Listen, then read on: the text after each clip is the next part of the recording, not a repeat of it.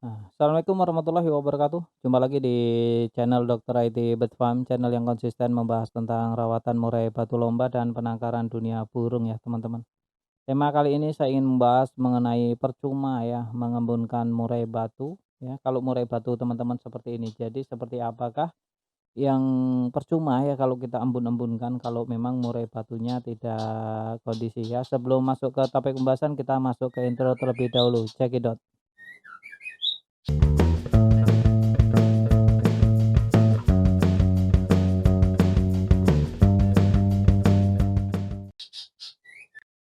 Nah, temanya percuma ya mengembunkan murai batu kalau murai batu teman-teman itu seperti ini. Nah, jadi sebelum kita merawat murai batu yang orientasinya untuk lomba, sebaiknya kita paham betul ya murai batu kita seperti apa teman-teman.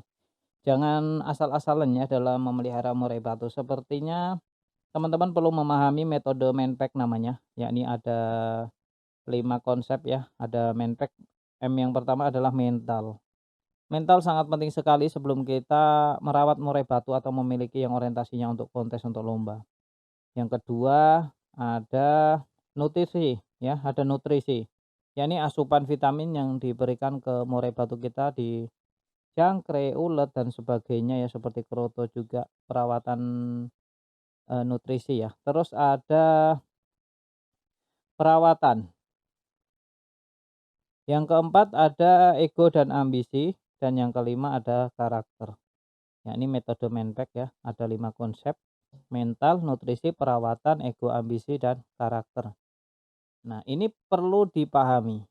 Nah, untuk konsep kali ini atau yang tema kali ini yang ingin kita bahas yakni tentang mental teman-teman. Yakni metode Manpack yang pertama.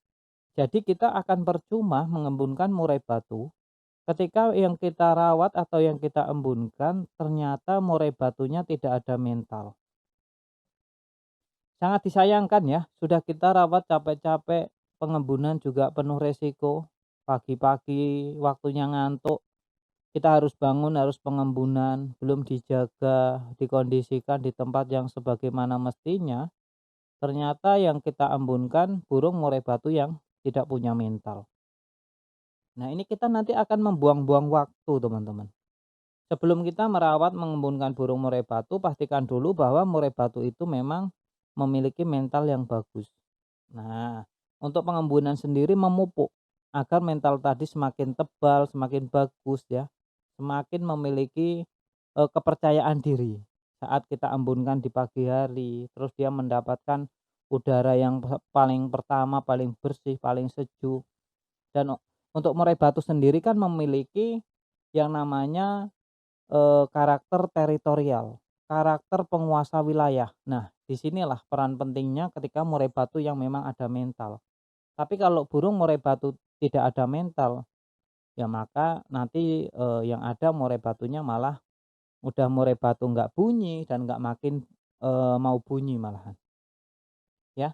Untuk murai batu yang, mentalnya kurang. Nah, jadi untuk murai batu yang, kalau teman-teman mau mengembunkan ya salah satunya ya tadi mentalnya bagus dulu, ya harus ada terahan memang burung petarung, jangan sembarang asal memelihara burung murai, karena burung murai memiliki keunikan ya, karakter yang masing-masing, memiliki tingkat ya, mental yang berbeda-beda.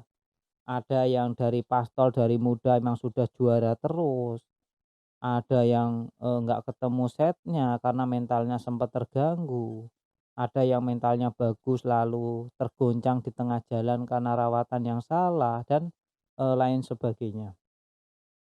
Jadi untuk murai batu teman-teman dalam pengembunan pun ada, strategi atau hal-hal yang harus diindahkan karena di konten saya sebelumnya juga saya sudah membahas tentang, bahaya-bahayanya, dalam mengembunkan murai batu.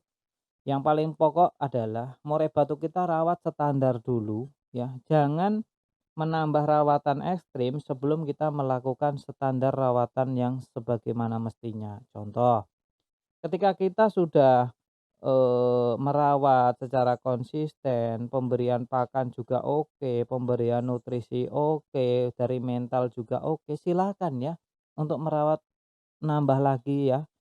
untuk lebih ekstrim silahkan. Tapi kalau secara nutrisi saja kurang terus kita embunkan ya ini burung akan sakit nantinya. Burung akan sakit ya. Apalagi burung yang tidak ada mental kita embunkan ya, nggak mau bunyi nanti, nggak mau bunyi. Jadi teman-teman juga harus paham betul bahwa, mengenal karakter murai batu itu penting. Nah kita kembali lagi mengenal karakter metode Menpek yang kelima, metode yang kelima. Terus mental yang pertama.